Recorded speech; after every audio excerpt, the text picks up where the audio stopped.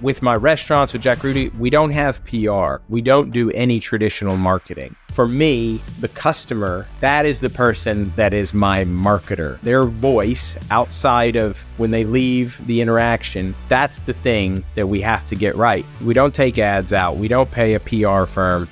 We're all about like getting it right on the ground floor, and the rest will take care of itself.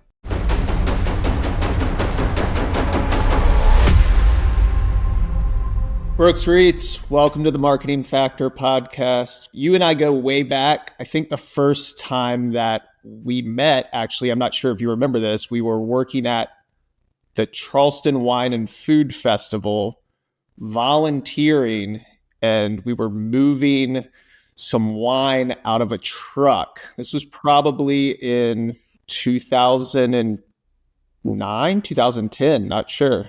Why were you doing that? Was your wife working with the festival at that time? I was an intern at the festival.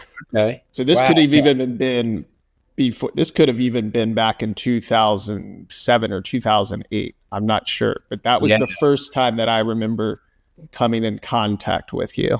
Yeah, that's great. I would have been working at Fig at the time. Also, since this is a marketing podcast, I should clarify. This is funny too, because we know each other very well. Spent lots of time together. My last name is pronounced Reitz, which thank you for letting me know. No one, like so many people in my life, assume it's Reitz, but in German, you pronounce when E and I are together or switch, you pronounce the second letter. So I'm REI, so it's Reitz, right? Anyway.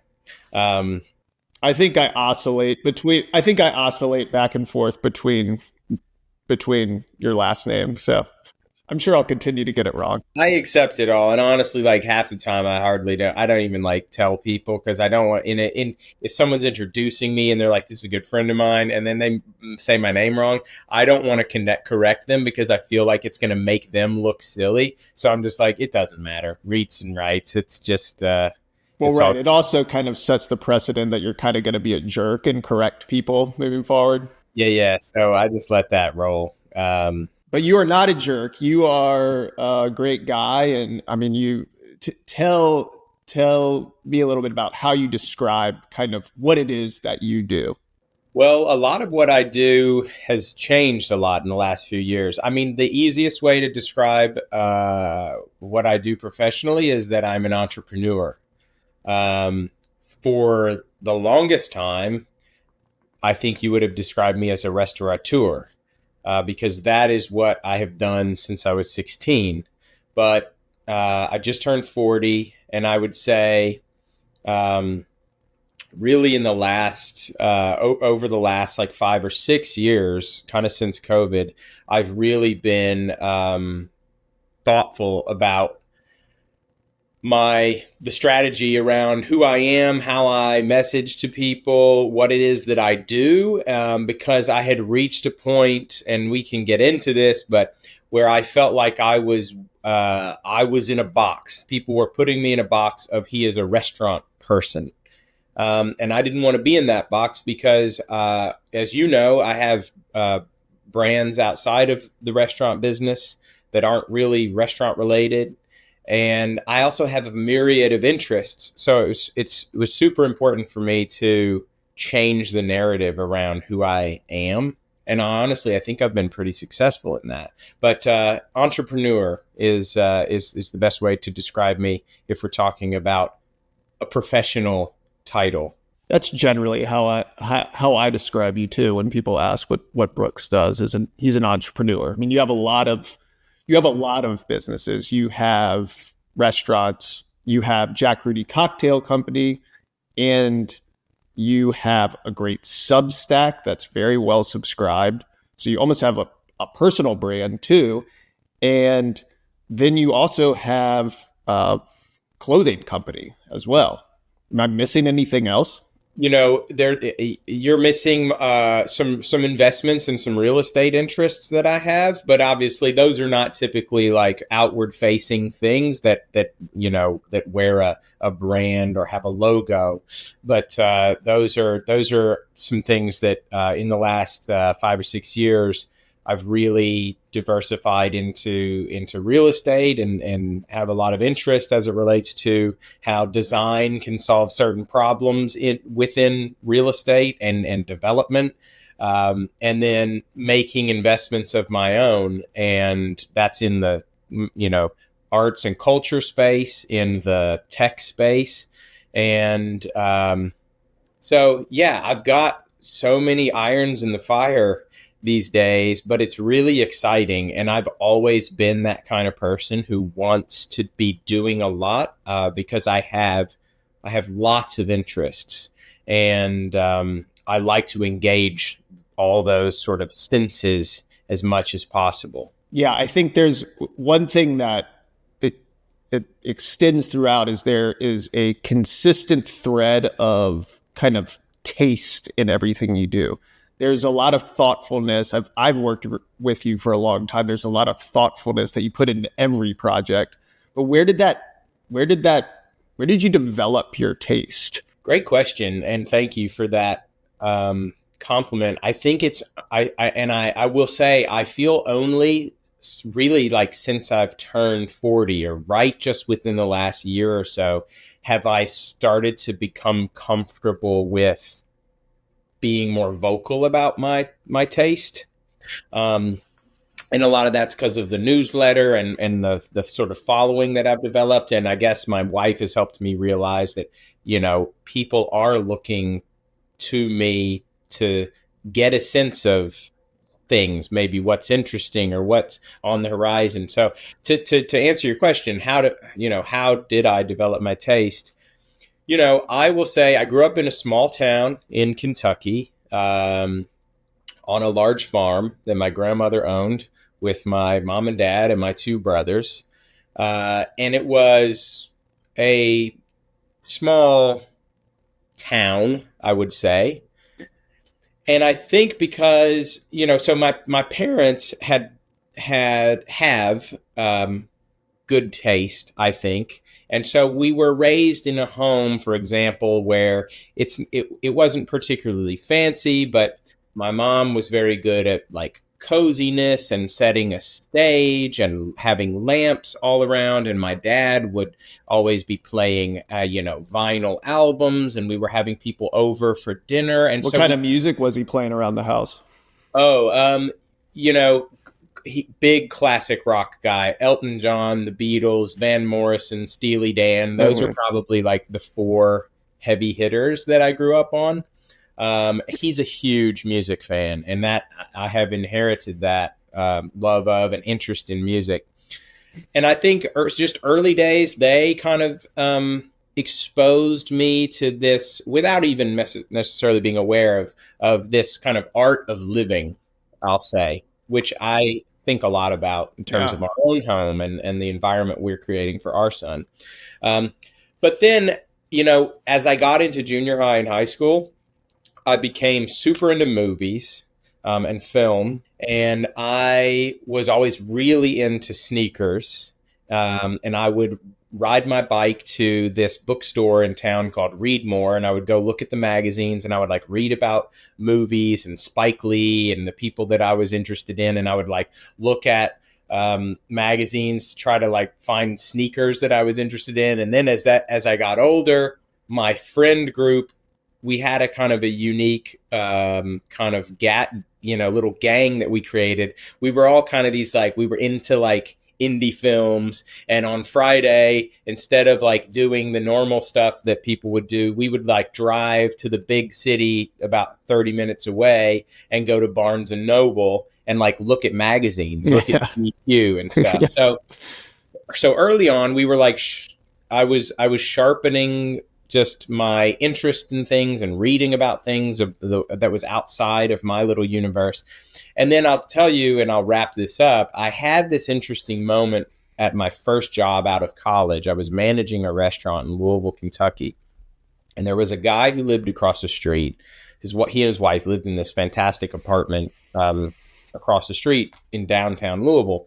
And he would come in every day for breakfast. And he was always like super dapper, very elegantly dressed. He was a businessman. He had gone to Princeton and played basketball at Princeton. When I met him, he was probably in his 70s, and he carried this very old, kind of beat up Louis Vuitton suitcase. But this was before like Louis Vuitton was the brand that it is now. It was like a thing that at that time you probably could find it in New York City, but like this guy had like gone to Paris 30 years before and like bought this in Paris. And I was just always fascinated with him, and he was super kind. And I remember a conversation with him about business and his path and all this stuff. And I remember asking him, and at this time I was maybe 22. I said, "You have such refined tastes, and you're from, like me, a small town in Kentucky." He had grown up quite poor in Kentucky and had become very successful. And I sort of asked him about how that all came to be. And I just kind of stuck with me. He told me that if you want to develop an understanding of things like art or films or cultural things, which is what I'm interested in, he's just kind of said, you have to expose yourself to it as much as possible and seek it out. So if you want to know about art, you need to go to art museums and go to galleries and look at art and develop a knowledge of it. And that stuff that stuck with me. And I have always been that way in terms of being a seeker and learning about things and seeking out new things. And so really, I guess it reiterated to me that I was on the right path. And so that has continued. Now I'm 40, and I've just spent a lot of time reading, researching, visiting. You're immersing yourself in the Immersing myself. things that you are doing. I mean, I find too, I mean, I'm 40 years old. We're the same age. And I found myself with a very similar upbringing. And I think a lot of that has to do with the time that we were born. It was pre-internet. You were allowed to go out and explore. I remember going to the record stores and just sitting there, and going to Barnes and Noble or bookstores and looking through magazines too. And that really helped me kind of immerse myself in those things, especially living in central Virginia. You're in Kentucky. We're really far away from New York City, where some of this stuff that we become interested in is happening, but you're just immersing yourself in it. And I think that that's cool. And it's helped you stay true to yourself because you've developed really authentic taste in something. It's not bullshit. Yeah, thank you. Yeah, I'm not chasing trends. I know what I'm interested in. I like to be aware of trends for business reasons, but I have a core kind of guidepost that allows me to sort of stay true to what I know that it interests me. Well, I think of you more of a trendsetter in some regard, because you're kind of charting the path there. For instance, Jack Rudy Cocktail Company was a pretty novel idea, I felt, at the time. There were not many other businesses like that. I'm sure since even the past 5 years, many more have sprung up and the landscape has changed. But kind of what inspired that idea for Jack Rudy? I know you were working at Fig, but how did you develop that? I mean, I feel like just the marketing alone on that is so strong. Yeah, well, it actually started before Fig, and and you're right. There are a lot of brands trafficking in a very similar space, speaking a similar language, but that all came together, and it's been, I think, almost 15 years now. Because it started when I was living in Kentucky, managing this restaurant in Louisville, and we had at the bar a huge spirit selection. The owners the operators of the restaurant had decided to really kind of go deep on craft, new, small spirit brands. And because of that, we had this deep back bar. And among all the selections we had, I remember we had like 15 or 20 gins. And prior to that, I knew of like Tanqueray, Beefeater, and Bombay. I had no idea that there were 15 or 20 gins being produced, many of which were like from new distilleries in America. And so I'm working in this restaurant. We are kind of being vocal about and connecting with our customers about the amount of spirits that we're serving. And so we're having to be educated about what's on our back bar.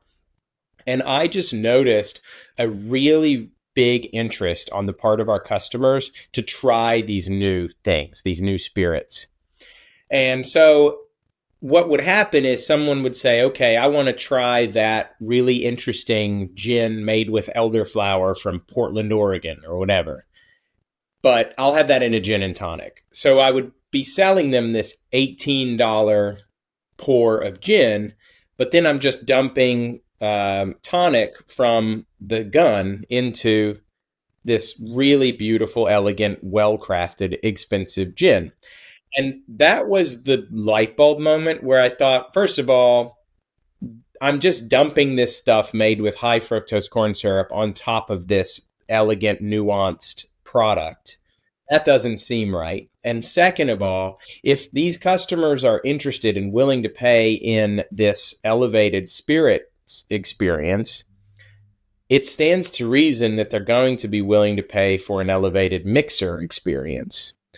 And that was the moment that it was just like, okay, that's interesting. So I started to do research about tonic and what went into tonic and tonic water.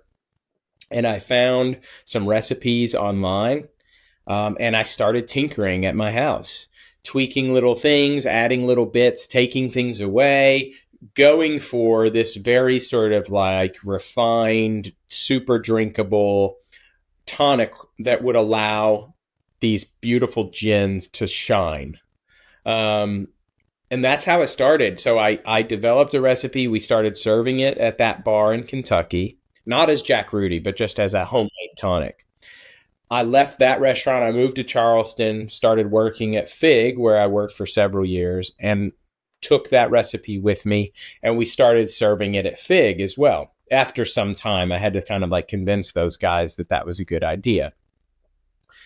And what I noticed at Fig was the same kind of thing. Like people were really interested in it. They were asking, how do I buy this syrup? How do I take this home? This is the best gin and tonic I've ever had. And that was when what had formerly just been a cool thing to do as a way to round out a beverage program became, oh, this could be a potential business.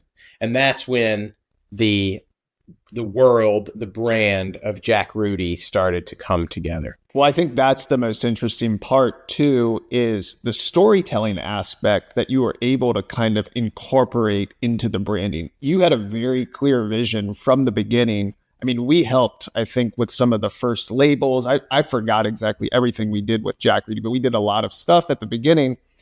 But you always knew, you were never like, what do you think, Austin? It was always like, this is how it's going to be done. And we would execute it for you, which was great for us as we were just getting started, because it gave us gave us some reps to do some really, really interesting stuff with someone who had a very distinct taste. The storytelling aspect that you brought to that, to me, it makes that brand. And this was pre-storytelling being a thing. What brands were you looking at then that kind of inspired it, even outside of the kind of craft cocktail? I mean, honestly, none. And I'll say this: the brand that I admired at that time for the simplicity and the elegance of the branding was a leather goods company called Maker, M-A-K-R. He's Right. still around. He's in Florida. He's since become a friend. But really, I was like, I like the cleanliness of his logo and the elegance of his website, because his website, I remember, was very like white, bright, super simple, pared down, and there was no excess information or like too much visually. And I thought that there was real elegance in that. And that was very inspiring early on. And then merging the desire for that sort of simple, elegant feel with the story of Jack Rudy, who was a real person, and elements from his life, is sort of what allowed me to develop that brand and tell that story in that way. But I wasn't looking at any other beverage brands or mixer companies, because at that time there really was there were no mixer brands. I think very, very early days, maybe Q was around. I don't know. Fever Tree was around, but it wasn't available in the United States at that time, because I had actually tried to get Fever Tree and couldn't. And that's one of the reasons I, set out to make my own product. Right. I mean, I think that just being kind of first to market helps a lot there. But the storytelling, I mean, when you think, if someone asks you, how do you, I'm sure you get this a lot, how do you create a brand? What do you kind of look for in a brand when you're creating it? What defines a great brand? Well, we're drowning in brands these days, I should say. And so I'm very brand skeptical, because anyone can go out and hire a graphic designer to put together a flashy package. For me, what defines a great brand is the authenticity and the passion of the founder. There has to be, when I engage with a brand, I have to feel this voice that's very strong, speaking to me, and I could be wrong, but my intuition tells me that I can see through what is purely a marketing effort, with no foundation, or what is a marketing effort that's stemming from someone who has strong opinions about language and communication and visuals. And those are the products, the experiences, the places, the things that I respond to and that I seek out, and that I try to then share via my newsletter or my Instagram. Well, for let's say for a founder who doesn't have great taste naturally, that's someone who's looking to launch something, kind of what's your advice to someone like that who the taste aspect doesn't come naturally, but they still have a great product? Yeah, great question. Because I know some founders like this. I mean, I think in those, first of all, there can also be products that are great, that I love, that don't really have great taste per se. Sure. So just a quick example, a peanut butter that I am a complete evangelist for, if you've read my newsletter, is Cream Nut, a small family-owned company out of Michigan. I have countless jars in my pantry. We eat it with breakfast. We eat spoonfuls after dinner. We crush this peanut butter. And it's like the worst label by any like traditional metrics. Sure. That you can imagine. But also I love the fact that it's sort of not. I love how uncool it is. So sometimes there is something that's about not being so cool or aware or tasteful that can play to your advantage. But I think it depends on what world you're trying to enter. Is it a food product or a fashion brand or a hotel or whatever? So I think you can get away with it sometimes. But if it's someone who doesn't necessarily have that sense of themselves as it relates to their taste and visuals and all these things, I think hiring or paying a kind of creative director or someone of that ilk to be in the mix could be beneficial. The problem is, if you don't have great taste, you're not going to be able to discern if that creative director has great taste. And there's loads of people walking around who say, I'm a creative director, when really they don't know anything, So that is a very interesting world and conversation. And obviously that's why we're chatting about all this today. Well, for sure, to pick a good creative director, you have to have good taste to start. Exactly. Or, I think if you have a friend or someone you can lean on to give feedback, advice on those kind of things, I think is good if you can do that. Well, so you're developing your personal brand through everything you're doing through your Instagram. But more recently, you've launched a Substack, and I'm not sure how recent this was, but to me, I'm so excited when I get these every week because it's a little digest of kind of the taste that you have, or just a travel tip. Recipes I think are great, or just a list of products. What inspired you to do that? I launched it 3 years ago. I signed up for it in the kind of midst of COVID, and I had been reading about Substack, and it seemed to me a very interesting avenue.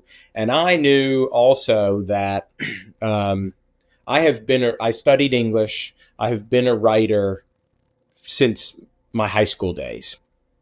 I have written plays. I had a column, excuse me, I had a column for my newspaper at home when I was 15. I wrote a column about the internet.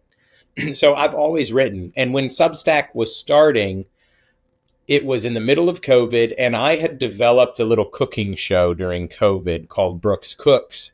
And Yes. my following within a few months went from like 8,000 Instagram followers to 16,000 fairly quickly. And I was getting reposted and all this stuff. And I knew that that's a tough game because there's loads of people trying to like be the next, food influencer. And frankly, I don't have the patience for like the quick edits and all this kind of stuff. I was not interested in like leaning into that anymore. I was enjoying it because like it was COVID. We were cooking. We were in Kentucky living with my parents for a bit. And it just kind of came natural because I enjoy cooking. But I wasn't really interested in like continuing to do that. And I don't do the cooking stuff anymore, the cooking show. But I thought, well, all these people making videos, writing is my secret weapon because they can't. I know for sure that making a video is a lot easier than writing and having a voice and capturing an audience. And I thought that was a way to sort of separate myself and also attract a more discerning audience. And so I signed up for Substack, and I've been writing it regularly for 3 years now.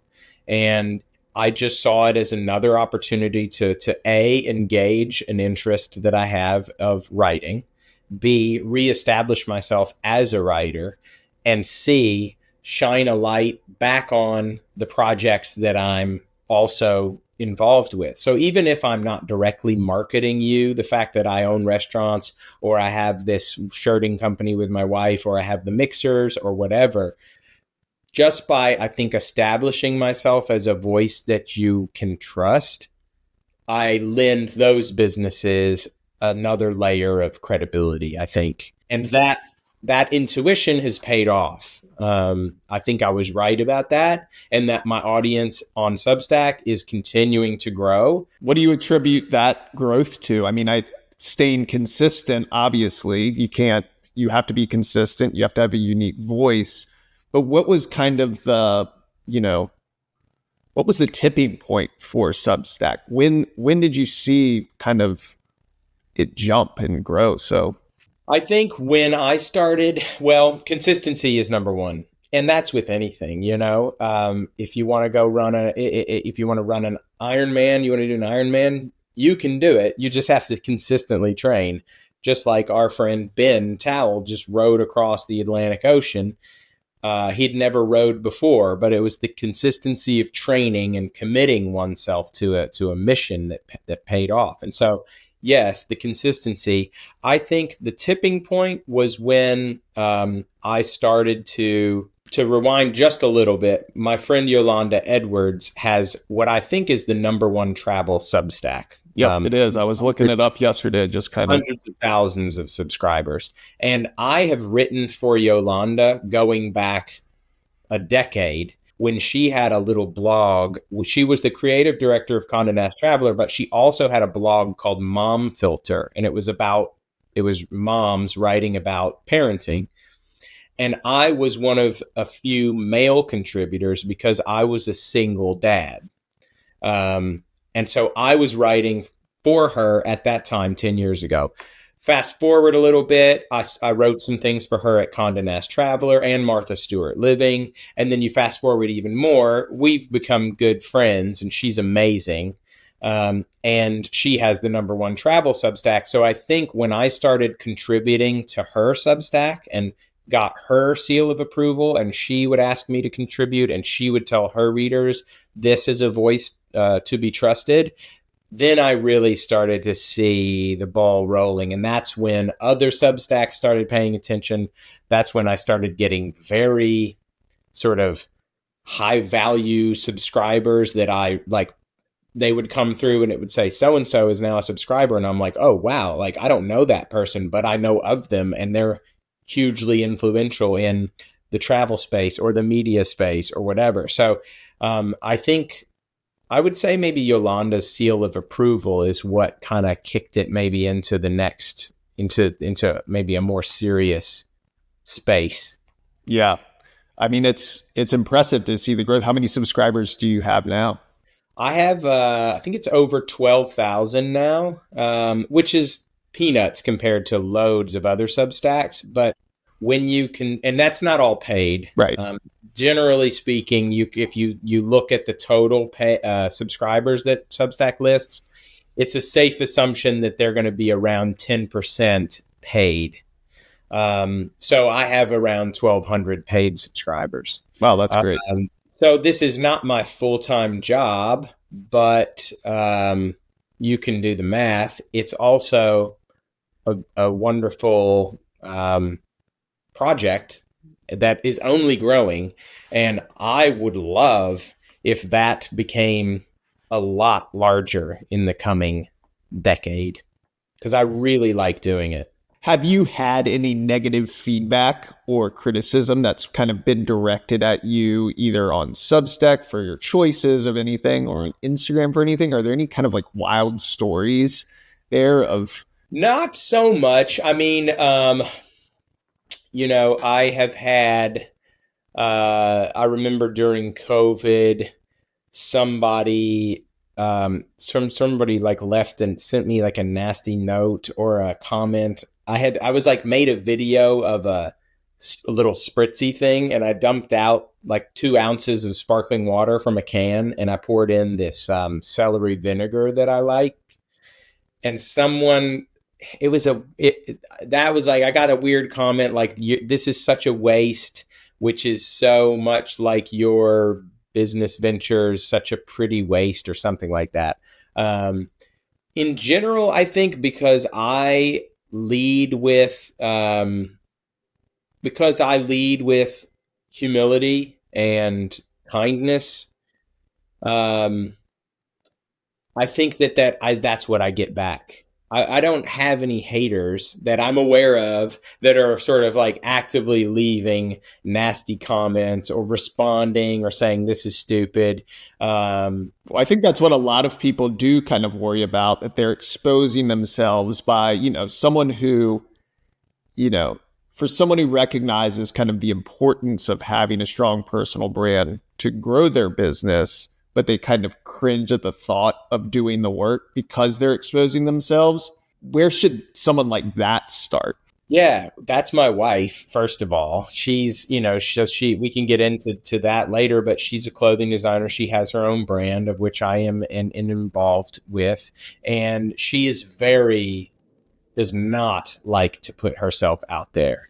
But, I guess what I'll say is about myself, I do worry about that because I'm a sensitive person, and negative comments impact me. I feel them, and like I can hear all day long, your restaurant's great, or it's my favorite restaurant in Charleston, or in the country, or it's the best, whatever, and it kind of just washes over me. But if I get negative feedback, I do feel that very fully, and those things stick with me for a little bit. And so So I do worry about sometimes like putting myself out there, but my wife is an incredible resource for me because she, as I would hope for anybody who is married to have this experience that I have, she is my greatest champion. And she reminds me, she's like, the world needs what it is that you are saying and what you're putting out there. And anyone who would detract from that, that is about them and it's not about you. And so you have a gift and you need to continue to sort of shine that light outward because that is what you're meant to do. And I've always been a bit of a, like I studied drama in college. I was an actor in high school and college. So I've never had a problem kind of putting myself out there or being visible. Um, but the world of social media and all that stuff does sometimes it invites in that kind of a little bit of that negativity that's hiding behind a wall and kind of like throwing grenades over the wall. And I'm lucky I haven't dealt with it too much, but it is like kind of top of mind. How, if you are, I'd be remiss not to talk about the restaurants a little bit because I think there's such an important story. You have three restaurants right now: Yeah, Melfi's, three and one Little under Jack's, construction. and Leon's, and then one on the Yes. way in New Orleans. How do you maintain a consistent brand in a restaurant? There's so many restaurants that you go into, and it's clear that they might have been branded beautifully to start, but the turnover at a restaurant, the hustle and bustle of it makes it hard because every day you have to wake up and do kind of the same thing. This occupies so much of my mental space, right? Because consistency as it relates to these restaurants is the most important thing to me. And to answer your question, the last 5 6 years, as I've gotten more involved, I've always had, ever since I had Jack Rudy first, and that is a international brand. It's a successful business. So that was before any of these restaurants. So I've always been juggling multiple things, but those amount of things to juggle have only increased in the last 5 or 6 years, and it has been a challenge for me to say, okay, how do I, with my limited capacity of time, continue to ensure these restaurants, which are the foundational business for me, how do they stay successful, consistent, well liked, busy, clean, so on and so forth. And I think that the culture that I developed in the early days was strong enough to for me to be able to take a step back and for that culture to still exist without my being in the restaurants every day. And I'm lucky because I have multiple employees, many people who have worked. I mean, I have employees who I've worked with for a decade. I have people who have, several people who have been with me for 10 years or more. And because of that, there are people in the organization that understand what is the baseline, what is the expectation, what is important in these businesses. And I trust them to be able to disseminate that information to new people who are entering our organization, because it is the restaurant business and there's loads of turnover. So I think it's like it goes back to story, right? To Jack Rudy. It's like, I know what's important. I know the guideposts. I know how to communicate those guideposts, and I feel comfortable communicating those guideposts. So I used to call them State of the Union addresses, where we would gather everyone in the restaurant. And I did this a lot in the early days. We would gather everyone after service one night. The whole team would come back. It'd be 10:30, and I would address everyone. And I would do this in the early days, maybe quarterly. Then as we got established, I would do it twice a year. Then it would be once a year. Now I'm mostly spend that time with my director of operations and my high level people, managers and chefs, general managers and chefs. But I give a state of the union. Where are we? What are we doing well? What are we not doing well? And here is a reminder of our values and the things that are important to ensure that these restaurants can be around for 20 years, 30 years, 40 years. And that's my goal with those places. Yeah, and I think that's important. I mean, you don't see that breeds success, to have that level of commitment and having really that staying true to what that original kind of ethos is around what the restaurants are. I think if you asked anybody who works like in the restaurant who's been there for a long time, like, hey, what's most important to Brooks?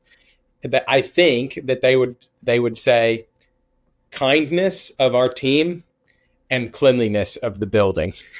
Yeah. Those are the things that I like harp on, because those are the things that the customer, and third behind that is consistency of food. But for me, like if your staff is kind and the place is clean, you're ahead of the game. You're ahead of like 95% of your competition already.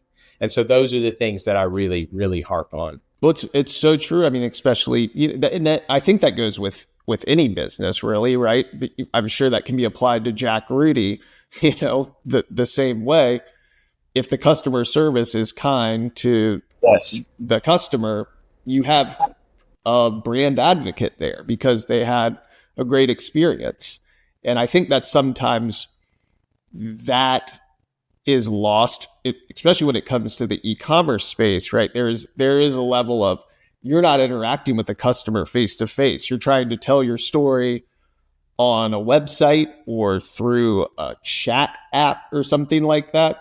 Or you're outsourcing your customer service. And I'm not, by no means am I saying that we have nailed it across the board. We've fucked things up everywhere at every restaurant with Jack Rudy. But we always come back to when that happens, like, why did that happen? How do we ensure that doesn't happen again? And, with my restaurants, with Jack Rudy, we don't have PR. We don't do any traditional marketing. So for me, as you're saying, the customer, that is the person that is my marketer. That their voice outside of when they leave the interaction, that's the thing that we have to get right, because we don't take ads out. We don't pay a PR firm. We're all about like getting it right on the ground floor, and the rest will take care of itself. So true. So true. And I mean, I guess that's how you think about the long term for the business and the sustainability of the business, and perhaps even kind of staying relevant. What are some, how do you stay relevant, right? While trying to maintain this, kind of this origination of the brand that maybe had happened 15 years ago or something. What can you do to stay relevant, whether it's restaurants or Jack Rudy? Yeah. Well, these are two businesses that are ever changing, right? That are very trend driven, restaurants and the CPG world. What I'll say is that, and this is it comes back to my like internal guideposts. I like things that are classic. I like things that were cool 30 years ago and that will be cool 30 years from now. And so because of that, I ground any project that I do in a classicism, right? I give it a sort of like time tested, classic, well liked for a long time DNA. So as it relates to Jack Rudy, we don't do anything weird. We do tonic. People have been drinking tonic for lots of years. We do cocktail cherries. We do olives. We do bitters, but nothing crazy. So everything we make is not subject to trend. And I would say the same with the restaurants. If you boil down my restaurants to their simplest parts, I have a fried chicken restaurant, a burger restaurant, and a pizza and pasta restaurant.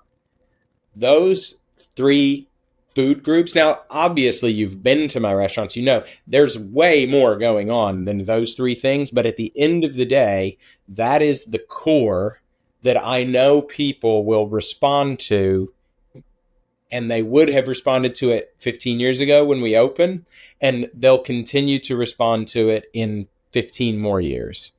Um, notwithstanding things maybe coming that I can't see, like maybe, the tide turns in a huge way on beef, and in 20 years, because you can read the tea leaves and already see, like vegetarian and vegan it's still a tiny, tiny, tiny thing, but it's growing, and the conversation around meat and meat consumption, all this stuff, or alcohol, even. I feel like and alcohol, exactly.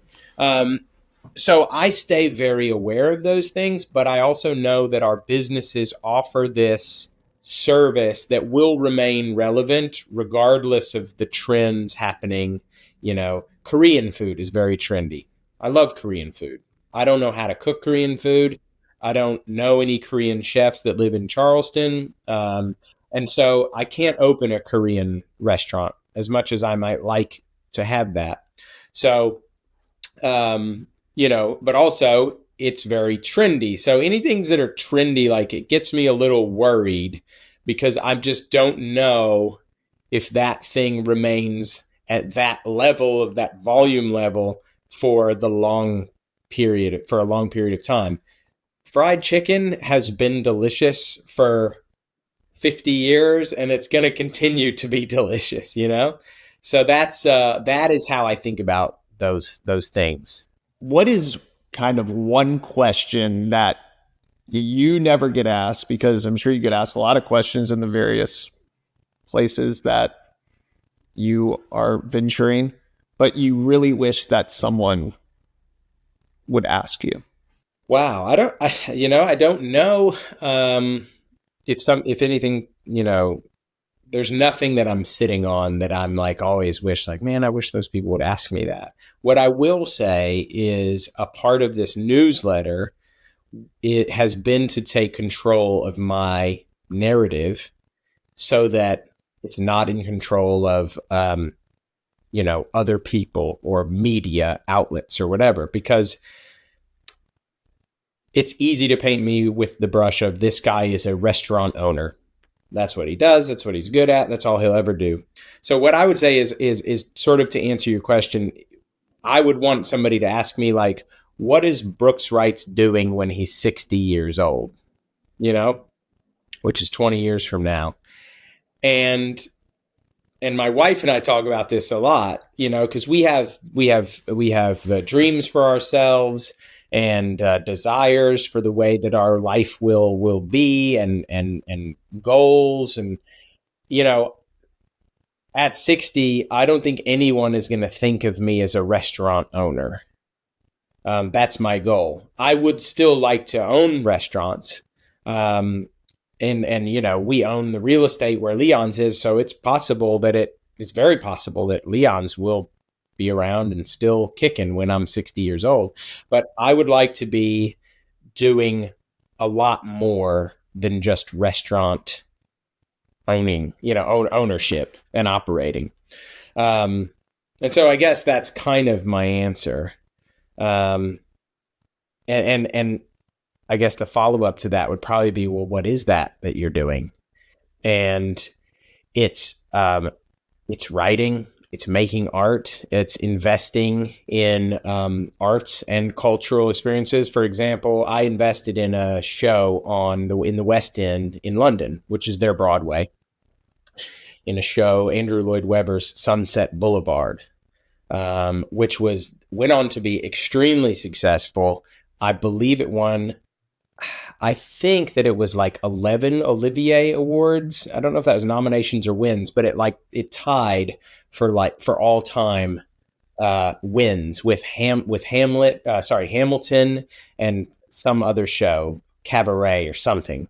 I'm probably butchered all that information, but those are the sort of things that I'm interested in. I'm looking at getting involved in a new project in New York in the theater space. So I'm at 60, I would like for people to like forget about the restaurants in a way, and for that to be the like fifth thing down on the list. Um, that's my goal. I love that. I've got one more question. So you've had, I'm sure you've had many mentors in everything that you do, but kind of what is a piece of contrarian advice that you've received that kind of goes against the general consensus that you've taken and you found to be true or even not true, or advice that you give that's contrarian?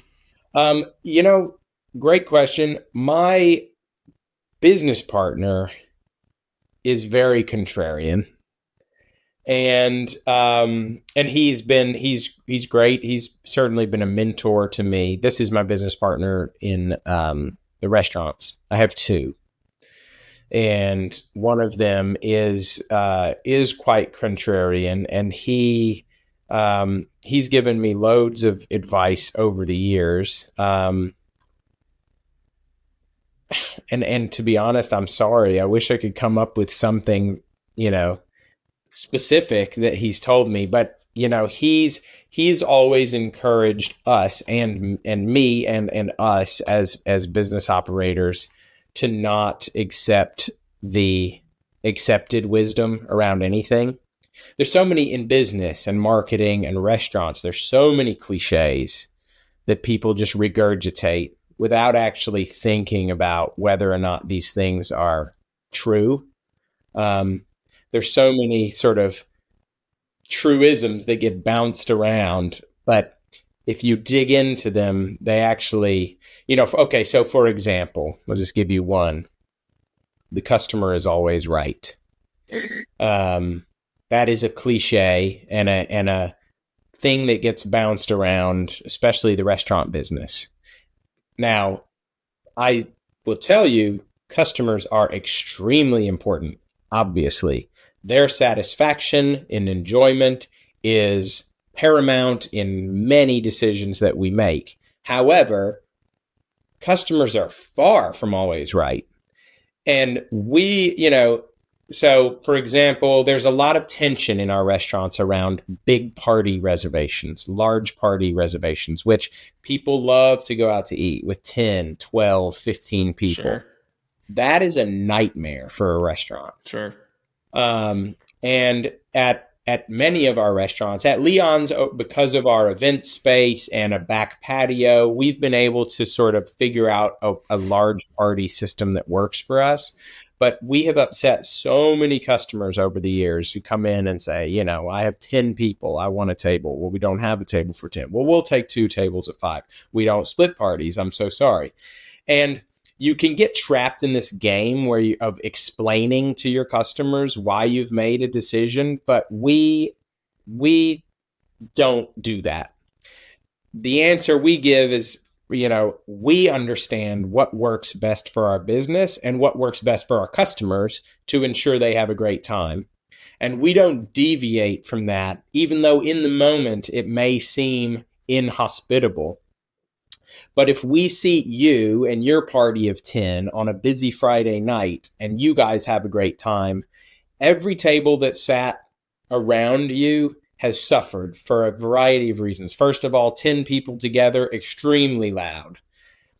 10 orders going into the kitchen all at once takes up all of the manpower in the kitchen. So all those 2 tops and 4 tops that ordered after that 10 top, their ticket gets pushed to the side while everyone's heads are down working on this, party of 10. So I guess that is a very, very long-winded way of saying never trust accepted wisdom until you've given it an opportunity until you have unpacked it yourself and experienced in real time the ramifications of these kind of bits of advice that maybe you assume are always correct. I love that. I think that's such a great point. And Brooks, I could talk to you all day. You have so many great stories. It's been great catching up. Where can people find you? Well, first of all, thank you for all the great questions, and as you know, when we hang in real life, I'm a very curious person, and I'm usually asking the questions because I love to learn. But this was fun to live some of those stories and whatnot. So thank you. This was fun. You can find me on Instagram at Brooks Reitz, Reitz. My Substack is brooksreitz.substack.com. It's called A Small and Simple Thing. I like to underpromise and overdeliver. I love that. Jack Rudy is online at jackrudycocktailco.com. My wife's shirting brand with which I'm involved is EM Rights. And then, of course, the restaurants in Charleston and the new one on the way in New Orleans, which is called The Bell. So any of those places, you can hopefully find me either in real life or in a digital way. But I'm pretty active on email, and I like to say yes. I like to answer people on Instagram because I enjoy like engaging with an audience, and I also think it shows people, reiterates that I am grateful, so when people email me, strangers email me and say, hey, I'm a fan, I'm coming to Charleston, would you like to grab coffee? I always say yes, because I want people to know that I'm not too busy or too cool for anything. I'm grateful for the the success that's been afforded me with these projects, and I'm super excited about